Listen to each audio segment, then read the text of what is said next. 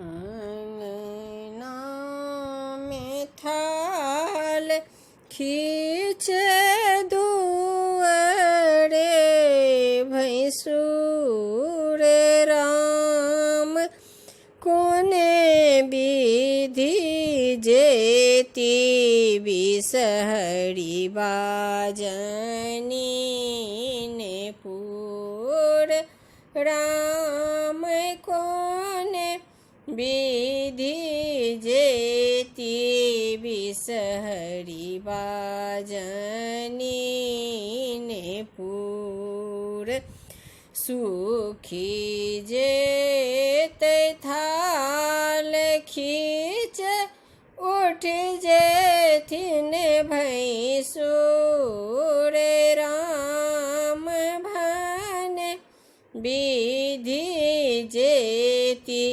बिसहरी बाजनी ने पूर राम भने विधि जेती बिसहरी बाजनी ने पूर तेल देर तेलिया भैया दीप दे कुम्हार राम बाती दे रे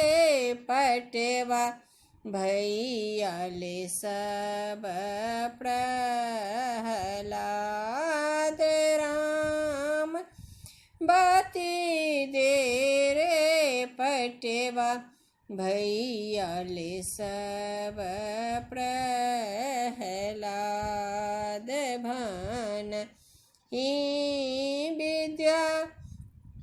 पति सुनु हे महेश राम बिसहरी के बर छनी धर्म कलेश राम